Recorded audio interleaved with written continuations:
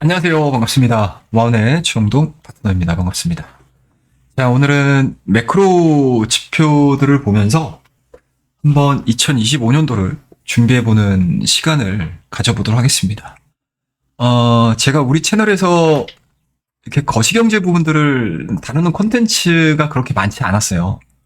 그러니까 뭐 종목이나 좀 업종에 포커스가 맞춰졌다라고 하게 되면 뭐 지금 시기이니만큼 한 번쯤은 매크로 상황, 거시경제를 한번 좀 다루고 가는 것도 나쁘지 않겠다라는 생각입니다. 그리고 뭐 우리가 어찌됐든 주식 투자를 통해서 수익을 얻고 좋은 성과를 얻어가는 데 있어서 기본 베이스는 사실은 거시경제거든요. 그러니까 매크로 상황들이 어떻게 전개가 되는지에 따라서 거기에 부합되는 업종과 종목군들이 그 해에 흔히 얘기하는 대장주 그리고 메인스트림이 될 가능성이 높기 때문에 뭐 많은 시간을 할애해서 우리가 거시경제를 볼 건 아니겠지만 그래도 항상 한 해를 준비하는 입장에서는 한 번씩은 좀 짚고 넘어갈 필요성이 있다라고 생각을 하고 있습니다. 그래서 이번 컨텐츠가 반응이 좋으면 제가 주기적으로 한번 다뤄보도록 하겠습니다. 그러면 오늘 준비한 자료들을 짧게 한 번씩 보고 넘어가 보도록 하겠습니다. 자, 지금 보이시는 화면이 미국의 경기 침체, 리세션 구간들을 표시를 한 거고요. 그리고 이러한 리세션 구간 동안의 투자와 마진의 변화가 어떻게 이루어졌는지, 그리고 그 과정에서 어떠한 반복적인 패턴들이 일어나고 있는지를 볼 수 있는 그런 자료라고 보시면 좋습니다.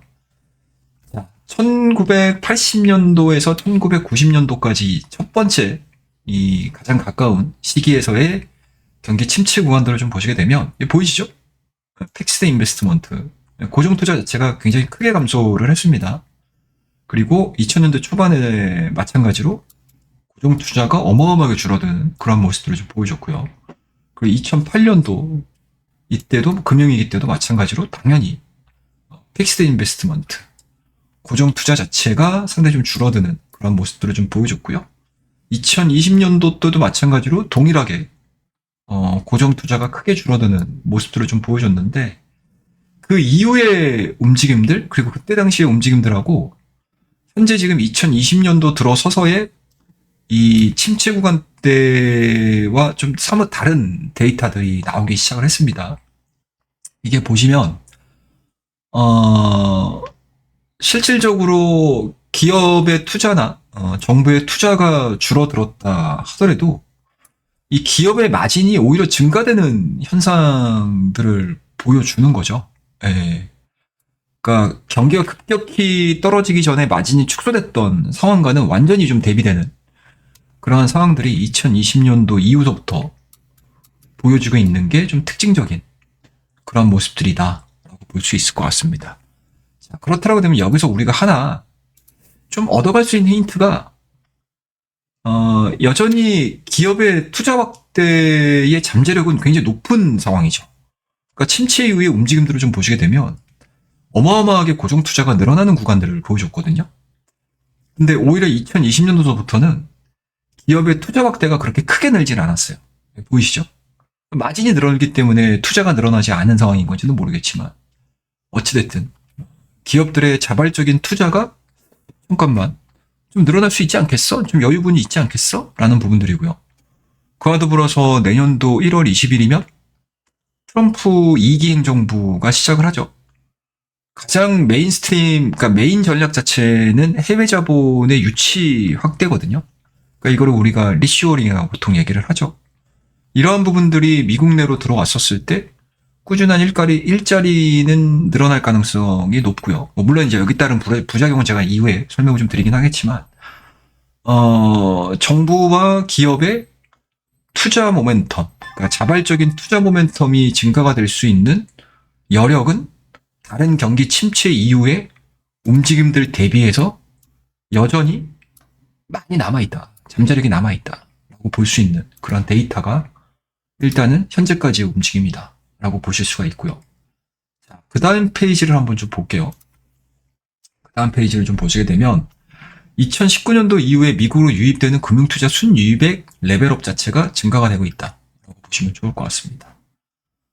금융투자 순유입액이 미국의 대중국 관세가 시작되면서 빠르게, 가파르게 미국 내로 좀 투입이 되는, 유입이 되는 그런 현상들을 좀 보여주고 있고, 그러니까 미국인의 미국 외 금융투자는 좀 줄어들죠. 보시면. 파란색 선으로 우리가 볼 수 있는데, 줄어드는 모습들. 하지만 외국인의 대미국 금융투자가 이렇게 미국 내로 유입이 되는 그런 현상들을 좀 보여주고 있습니다. 이러한 모습들이 2024년도 하반기에도 좀 극단적으로 나타나는 경향들을 많이 보여주고 있어요. 미국인의 미국의 금융투자는 줄어드는 반면에 외국인의 미국의 쏠림 현상들은 지속이 된다. 근데 이게 이제 앞으로 트럼프 2기 행정부를 맞이하는 이 시점에서 과연 이 패러다임이 바뀔까? 바뀌기가 쉽지 않죠. 오히려 강화되면 강화됐지 꺾일 만한 요인들은 그렇게 커 보이진 않는다라고 저는 개인적으로는 생각을 하고 있습니다. 아무래도 이러한 부분들이 트럼프 2기의 정책 기조에 기인한 거겠죠. 그러니까 우리가 지금 언론을 통해서 그리고 다양한 트럼프의 발언들을 통해서도 알 수 있듯이 과거 1기 대비해서 강화된 형태로 유지가 될 전망이 굉장히 강하잖아요. 그리고 뭐 보편적 관세, 그리고 뭐 징벌적 관세, 뭐 이런 부분들을 통해서 해외 자본의 미국 유치의 성과를 내기 위해서 굉장히 뭐 노력하겠죠. 어마어마한 강력한 뭔가 정책들을 내보낼 가능성이 상당히 높기 때문에 해외 자본의 유입 자체는 강달러로서의 지위가 유지가 될 가능성이 높고요. 그리고 뭐 물론 이제 뭐 반드시 달러 강세가 유발된다라고 단정 지을 수는 없겠지만 현재 보여지는 상황으로는 지금 달러 인덱스의 지표값 자체를 그렇게 크게 끌어내리기에는 좀 어려운 상황이 전개되지 않겠냐라는 쪽으로 우리가 좀 볼 수 있을 것 같습니다. 자, 그러면 이제 그 다음 페이지를 좀 보셔야 될 것 같은데, 자, 그렇다고 되면 아메리칸 퍼스트 정책의 반대급부는 좀 무엇이 있을 수 있을까? 라는 것들을 좀 보셔야 될 것 같은데, 기본적으로 미국의 무역 수지 적자가 확대가 될 가능성이 높다라고 보는 거죠. 예. 그러니까 자본재 수입 증가가 결정적인 역할을 하고 있다라고 볼 수 있거든요. 그러니까 공장이라든지 인프라 투자를 위해서 필요 자본재를 해외로부터 수입을 할 수밖에 없어요. 그러니까 의존할 수밖에 없는 거죠. 그렇다고 하게 되면 금융투자의 순유입액의 증가와 그리고 무역 적자의 확대가 동반되는 구조라고 볼 수 있는 거죠. 이러한 구조 자체가 단기간 내에 어려움이 따라올 수밖에 없기 때문에 뭐 현재도 진행되고 있고 뭐 내년도에도 2025년도에도 트럼프 2기 행정부에서 보여줄 수 있는 아메리칸 퍼스트 정책이 일방적인 달러 강세의 요인이 아닐 수도 있다. 그러니까 전 세계 이 투자 모멘텀을 한 번쯤은 좀 끌어낼 수 있는 요소로서의 가능성도 내포를 하고 있다라고 보시면 좋을 것 같아요. 그만큼 미국의 정책이 어떻게 변하는지에 따라서 전 세계 산업의 방향성이 여전히 그러니까 동조화될 수 있는 가능성이 상당히 높다고 볼 수 있겠죠. 자, 그러면 이제 다음 페이지를 한번 좀 보도록 하겠습니다. 자, 이게 지금 어떤 지표냐면 인프라 투자거든요. 인프라 투자입니다, 여러분들. AI 관련 투자 자체의 빅테크 기업들을 중심으로 해서 이게 지금 2024년도에 뭐 우리가 흔히 알고 있는 뭐 엔비디아를 중심으로 한 AI 산업, 그리고 우리나라로 따지게 되면 이제 SK 하이닉스를 중심으로 한 이 AI에 뭐 얹어져 갈 수 있는 하드웨어 시장에서 좀 폭발적인 성과들을 나타냈다라고 하게 되면, 이제는 2025년도 이후서부터는 이제 본격적인 경쟁의 시대라고 볼 수 있을 것 같아요. 그래서 빅테크 기업들을 중심으로 한 적자 생존을 위한 필수적이고요. 그리고 자발적인 선택이 진행이 되고 있다. 그리고 막대한 자금력이 이 시장 내에서 어떠한 경쟁력을 갖춰갈지, 이것들을 좀 체크를 해야 될 것 같습니다. 그와 더불어서 이 산업을 이끌기 위한 인프라 투자가 지속이 될 수 있다라고 보는 거거든요. 그러니까 노후화된 기존 시설이 현재 AI 산업을 못 따라가요. 그래서 뭐 여러 가지 뭐 장비들을 업그레이드를 해야 할 필요성을 느끼고 있는 상황들이고, 그 시발점이 2024년도였었기 때문에 미국 입장에서는 한 지난 꽤 오랜 시간 동안 이런 투자가 굉장히 적었어요. 엄청나게 적었습니다. 그래서 이러한 부분들이 본격적으로 전환기를 맞기 시작을 하는 한 해가 2025년도가 되지 않겠냐라고 생각을 해야 될 것 같아요. 근데 여기서 이제 단점이 되는 게 뭐냐면, 뭐 이번에 셧다운을 보셔서 아시겠지만 트럼프가 어떤 얘기를 했었냐면 부채 한도까지도 아예 없애버리자, 뭐 이런 얘기를 했었는데, 뭐 물론 이제 대통령이 현 시점은 아니기 때문에 그냥 거기에 이제 뭐 숟가락을 얹는 정도, 내 의견을 피력하는 정도이긴 하지만, 과연 트럼프 2기 행정부 때는 이 부채 한도와 관련해서 어떠한 얘기가 나올지는 모르겠어요. 하지만 여전히 미국의 재정 부담이 트럼프 1기 대비해서 굉장히 높아졌다라는 점이거든요. 그러면 자연스럽게 정부 부채도 늘었고 국채 금리도 지금 2배 이상까지는 아니죠. 한 2배 정도 지금 높은 수준에서 진행이 되고 있는 상황들이어서, 아마 인프라 투자는 지속적으로 늘릴 확률이 굉장히 높죠. 그런데 재정을 무리하게 확장하지 못하는 이상 아마 해외 자본을 끌어들여서 미국의 인프라를 바꿀 가능성이 높기 때문에 우리나라에서도 그와 관련된 섹터라든지 산업들이 좀 한 2년, 3년 정도, 뭐 예를 들어서 뭐 전력기기 관련된, 변압기 관련된 기업들 같은 경우 거의 지금 우리나라에서 흔히 보기 어려운 한 2, 3년, 3년 가까운 기간 동안에 랠리를 지금 보여주고 있거든요. 근데 이러한 상황들이 딱 직면에 있는 상황들이기 때문에 쉽게 꺾이지만은 않은 환경을 제공을 하는 거죠.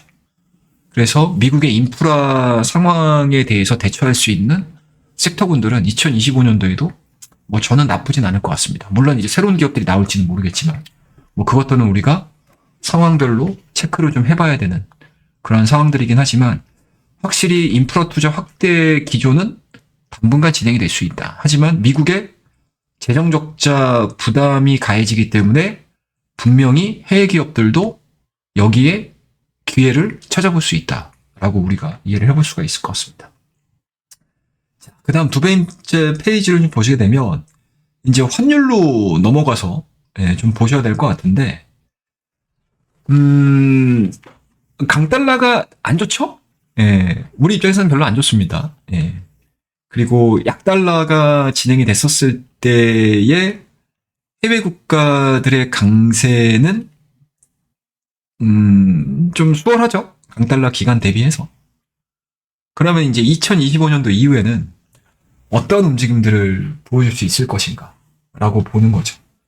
일단은 1990년도부터 2000년대 닷컴 버블이 일었었을 때 이 상황들을 보게 되면 이때 당시에도 강달러였거든요. 그리고 IT 하드웨어의 시장 자체가 워낙 강했었기 때문에 미국 주도로 상승을 했고, 그 이후에 이제 닷컴 버블이 꺼지기 시작을 하면서 약달러가 진행이 됐습니다. 이 약달러가 진행이 되는 동안에는 브렉스가 전 세계 글로벌 증시를 이끌고 가는 그러한 양상이었다라고 하게 되면, 2010년도 초반 때부터 2020년도가 넘어가는 요 사이에 강달러가 유지가 되는 기간이었거든요. 이때도 역시 마찬가지로 제2의 닷컴 버블이라고는 그렇긴 하지만 이제 모바일 혁신이 일어났던 시기였고, 이 시기 역시도 지금 현재 진행형으로 미국이 주도를 하고 있습니다. 자, 그러면 2025년도 이후서부터는 강달러가 지속이 될 것인가. 그리고 현재 전 세계가 지금 열광하고 있는 이 AI 혁신이 높아질 것인가. 라는 거죠. 그렇다고 되면 이 시점에서 AI 혁신 강도가 지속적으로 높아지는 그림들을 좀 보여준다? 라고 했었을 때 미국의 주도력은 지속이 된다고 보는 거죠. 그럼 미국의 주도력이 지속적으로 이루어지게 되면 달러는 쉽게 꺾이지 않을 수 있다라는 거죠. 그래서 우리나라도 지금 현재 잠깐만 뉴 노멀이 1,400원인가 도대체? 막 이런 얘기까지 나오는 게 사실은 여기에 기반을 한다라고 볼 수 있겠죠. 다만 이제 AI 추가 혁신보다 이게 미국 내에서의 AI 혁신보다는 글로벌 확산으로 가고요. 그리고 그에 따라서 미국의 성장 기회가 더 크게 부각이 된다라고 하게 되면 달러는 당연히 약해지겠죠. 그래서 경기 순환적 회복 자체가 이루어질 가능성이 상당히 높기 때문에 아마 2025년도에는 2024년도 못지않게 환율의 변화 그리고 달러의 변화를 좀 잘 체크를 해야 되는 그런 상황들이다라고 보시면 좋을 것 같습니다. 보시다시피 이게 달러 약세가 진행이 되는 이러한 구간에서는 확실히 다른 시장 내에서에 대한 성장이 두드러지게 나타났던 시기라는 걸 우리가 알 수가 있잖아요. 그러면 지금은 달러 강세에 대한 가능성들이 높음에도 불구하고 달러 약세가 나왔을 때 어디에서 우리가 기회를 찾아야 될지 알 수 있는 그런 데이터가 아닌가라고 생각을 하고 있습니다. 자, 그 다음 데이터 또 보여드리도록 할게요. 달러가 약할 때 미국 증시 수익률 저하 구간이 달러가 강세일 때는 미국 증시가 강세였던 요 시기들을 그냥 있는 그대로 달러 인덱스의 움직임과 S&P 500의 지표 흐름들과 동일하게 보여지는 그런 데이터라고 보시면 좋을 것 같습니다. 약달러 기간 동안의 S&P의 환산 상승률로 보게 되면 0.1%, 강달러 기간 때는 8.7%, 약달러 구간에서는 11.6%, 강달러였던 이 시기에는 11.3%, 그리고 약달러였던 구간 동안에 2.6% 상승을 했고, 현재까지 11년도 8월부터 24년도 6월달까지 흐름들을 봤었을 때 11.3%를 보여주고 있기 때문에 확실히 확률상으로 강달러가 진행이 됐었을 때의 S&P 상승률이 비교해 봤었을 때 굉장히 좀 컸다라는 거를 우리가 알 수 있는 그런 대목이다 라고 말씀드리고요. 자, 그 다음 페이지가 이번에 FOMC에서 나왔던 연준 위원들의 발언들인데, 금리 레벨이 많이 좀, 변화가 좀 있었습니다. 그동안에는 2025년도에는 한 4번의 금리를 통해서 이제 3%대 기준금리를 우리가 가질 수 있지 않겠어? 라는 쪽으로 기대를 했었는데, 막상 12월 달에 FOMC를 통해서 2025년도에 금리 인하 횟수는 한 2회 정도가 적절하지 않겠냐라는 의견이 나왔고요. 그에 따라서 점도표도 상당히 좀 올랐습니다. 그리고 점점 2026년, 2027년도로 넘어갔었을 때 3% 초반을 예상을 하고 있는 상황들이어서 현재 지금 금리 쪽 금리 인하의 경로 자체가 한 1년씩 좀 늦어지는 그런 이제 현상들을 우리가 마지막 FOMC에서 확인을 해볼 수가 있었던 상황들이었고요. 이러한 부분들이 어떻게 좀 반영을 할지는 아마 2025년도의 정책에 따른 미국의 인플레 변화를 좀 체크를 해야 될 것 같습니다. 이제 인플레에 대한 불확실성이 이러한 점도표를 만들어내지 않았나라고 생각을 좀 가지고 있어요. 이런 부분을 좀 체크를 좀 해보셔야 될 것 같고요. 자, 이런 부분들을 종합해서 좀 정리를 좀 해보게 되면 일단은 가까운 시일 내에 1월이죠. 1월 같은 경우 이제 트럼프 정책이 미국과 비미국에 상반된 효과로 작용이 될 수 있잖아요. 당연한 거죠, 이거는. 그리고 정책이 구체화되지 못하기 때문에 지금 미국을 제외한 나머지 국가들이 굉장히 좀 혼선을 겪고 있다라고 생각을 하고 있거든요. 그렇다고 하게 되면 1월 20일 트럼프 행정부가 들어서서 본격적으로 정책에 대한 확정을 짓기 전까지는 아마 미국의 경기가 압도적일 거고, 그리고 자본시장에 있어서도 상대적인 우위는 계속될 전망이다 라고 볼 수 있을 것 같습니다. 짧은 시각들을 가지고. 차별되는 내수 환경 속에서 통화정책 디커플링 우려가 고조되기 때문에 당분간 자본 유출은 좀 이어질 가능성이 높지 않겠냐라는 생각이 좀 들고요. 아무래도 이제 달러가 우리나라 금융시장에 머물러 있는 것이 아니고 해외 쪽으로 이동을 하는 거잖아요. 이사를 크게 하는 거잖아요. 그럼 당분간은 좀 강달러의 압력이 이어질 가능성이 높기 때문에 우리나라 증시에서 지금 보여주는 변동성, 연속성 이런 것들이 당분간은 지속이 될 가능성이 높겠죠. 그렇다고 되면 일단은 시장에서에 대한 흐름들 자체는 이 변동성에서 살아남을 수 있는 전략들을 우리가 좀 수립을 좀 해봐야 된다는 거 말씀드리고요. 자, 그 이후에 앞서서 우리가 이런 구간들을 보여드렸잖아요. 침체 이후에 빠르게 경기가 회복되는 모습들, 그리고 기업들의 투자가 다시 재개가 되는 모습들, 그리고 투자가 재개가 됨으로 인해서 마진 이익도 상당히 증가가 되고 있다라는 거 볼 수 있었는데, 그러면 우리나라도 이 큰 흐름에서 크게 동떨어지지 않거든요. 우리나라도 동일하게 글로벌 경기가 살아나게 되면 우리나라 지수도 올라가고 우리나라 기업들도 돈을 벌어요. 근데 과거에는 어떤 데이터들이 있었냐라고 보는 건데 2019년도와 2023년도 코스피가 엄청나게 그러니까 이 전해죠. 2018년도 그 다음에 뭐 2022년도 이때의 경기 침체가 왔었을 때 그 다음에 지수가 빠르게 올라갔던 성과들을 보여줬습니다. 이렇게 보시면 다음해 년도 2019년도에 7.7% 코스피 반등을 했고요. 2023년도에는 18.7%로 어마어마하게 상승을 했었던 시기였습니다. 근데 이때 당시에 우리나라의 지수를 이끌었던 섹터군들을 보게 되면 공통점이 반도체하고 자동차예요. 반도체하고 자동차입니다.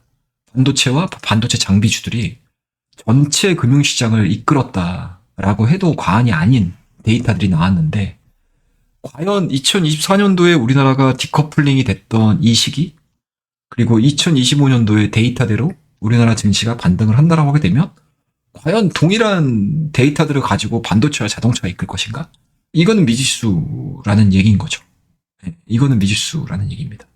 뭐 아무래도 일단 AI 산업이 진행이 되고 있는 상황들이기 때문에 반도체는 기본 점수는 획득할 수 있을 것 같아요. 하지만 오히려 하드웨어 쪽보다는 소프트웨어 쪽에서의 성장 흐름들 그리고 앞서서도 언급을 좀 드렸던 부분이긴 하지만 미국 외에서 AI 글로벌 확산세가 이어졌었을 때 과연 어떤 것들이 움직일 수 있을 것인가 이것들을 좀 체크를 좀 해야 되지 않을까라고 생각이 좀 들고요. 여기에 좀 원론적인 이야기이긴 하지만 공통적인 상황들은 딱 하나입니다. 기관과 외국인이 모두 순매수를 기록하는 업종을 선택을 하는 게 굉장히 중요하겠죠. 그러니까 외국인이 반도체 업종 매도세 둔화라든지 그리고 원달러 환율 안정화 시그널이 확연히 나타날수록 우리나라 증시의 기술적 반등 구간은 점진적으로 늘어날 것인데 그렇지 못할 경우에는 시장을 아웃퍼폼하는 전략이 굉장히 중요합니다. 그렇다고 되면 현 시점에서는 뭐 고배낭이라든지 저평가, 순익 사냥이 이루어지는 섹터군들에 관심을 좀 갖는 거는 맞기는 한데 이런 부분들이 사실은 기본적인 뭐라고 해야 될까요? 굉장히 좀 원론적인 이야기이긴 하지만 이게 정답이 될 수도 있다라는 얘기인 거고 그리고 미국의 경제 모멘텀이 경제 상황 자체가 변화가 되는 상황에서 가장 적절하게 우리가 대처를 할 수 있는 섹터군들이 무엇일까? 그리고 중국이 지금 여러 산업 분야에서 우리나라 경쟁 시장에서 잠식을 많이 해나가고 있는 상황들이잖아요. 그 속도도 빠르고요. 그 속도 자체가 빠른 방법들이 옳고 그름은 우리가 차후에 생각을 하고 어찌됐든 엄청난 위협으로 다가오고 있는 상황 속에서 거기서 압도적으로 좀 승부를 볼 수 있는 승리를 가져갈 수 있는 그런 섹터가 2025년도에는 아마 시장을 아웃퍼폼하고 내 계좌를 좀 살찌울 수 있는 그러한 좀 기업이 될 수 있지 않겠냐라고 말씀을 드리도록 하겠습니다. 자, 그리고 이제 마지막으로 1월 달에 전체 이벤트 일정인데 여기서 굵직굵직하게 볼 수 있는 부분들은 이제 1월 20일 걸 알 수 있겠죠. 그 다음에 이제 20일 취임 이후에 이제 막바로 또 FOMC 회의가 예정이 돼 있는 상황들이어서 이러한 부분들도 체크를 좀 해보셔야 될 것 같고 그 다음에 이제 ECB 통합정책 회의도 예정이 돼 있어서 1월 달은 정말 매크로 상황이 크게 변화될 수 있고 앞으로의 매크로 상황들을 좀 점쳐볼 수 있는 발언이라든지 경로들이 어느 정도 힌트가 나올 가능성이 상당히 높다라고 볼 수 있습니다. 그래서 그 어느 때보다도 좀 긴장을 하면서 1월 달을 좀 준비를 하셔야 되지 않겠냐라는 말씀 드리고요. 그와 더불어서 마지막으로 말씀드릴 수 있는 부분들이 여전히 AI 소프트웨어, 서비스, 인프라 기업들 이런 기업들의 기회가 주어질 수는 있기는 하지만 미증시의 밸류가 높다라는 거 역시도 우리가 잊지는 않으셔야 돼요. 그래서 최근에 어떻게 보면 국내 증시에 엄청난 피로감을 느끼시면서 그래 투자는 미국이야. 그래서 서학개미로 많이들 이사하고 이동하시는 모습들을 우리가 주변에서 많이 보고요. 저 역시도 뭐 필드에서 뛰고 있는 사람이기 때문에 그 어느 누구보다도 크게 느끼는 사람 중에 한 명인데 생각보다 아름답지 않을 수 있다. 그러니까 산업이 좋은 거하고 내가 가지고 있는 주식이 좋은 거하고는 또 다른 이야기일 수 있거든요. 그래서 최근에 우리가 이 주식판에서 보고 있는 많은 종목군들, 언급되는 종목군들이 실상 밸류에이션이 상당히 많이 올라왔습니다. 상당히 좀 많이 올라온 상황들이에요. 기업의 이익 변화 대비해서 PR 자체가 지금 많이 올라온 상황들이기 때문에 과연 이러한 부분들이 2025년도에는 또 어떻게 반영이 될 수 있을지 이런 것들도 좀 생각을 해보는 연말이 되셨으면 좋겠다라는 생각에서 이러한 데이터도 조금씩은 제가 첨부를 해서 좀 보여드리도록 하겠습니다. 팔란티어, 베르노바, 버티브, 스노플레이크, 서비스나우, 세일즈포스 이런 기업들 움직임들을 좀 보시게 되면 전통적인 AI 서비스 기업 대비해서 최근에 많이 화제가 되고 있는 이런 이제 팔란티어의 밸류를 보게 되면 상당 부분 약간 좀 부업을 받은 느낌들도 없지 않아 있기는 해요. 그래서 항상 뭐 인기 있는 종목이 투자하는 데 있어서 능사가 아닐 수도 있다라는 점을 다시 한번 좀 상기를 하셨으면 좋겠다라는 점에서 이러한 부분들 보여드리고요.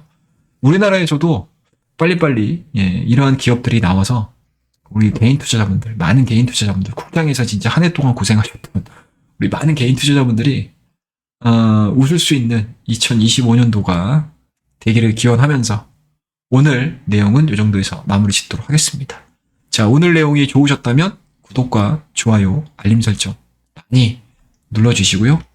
의견이 있으시다면 또 커뮤니티나 댓글을 통해서 남겨주시게 되면 제가 가지고 있는 생각을 말씀드리도록 하겠습니다. 자, 그러면은 오늘 컨텐츠는 이 정도에서 마무리를 하고요. 다음 시간에 또 뵙도록 하겠습니다. 감사합니다.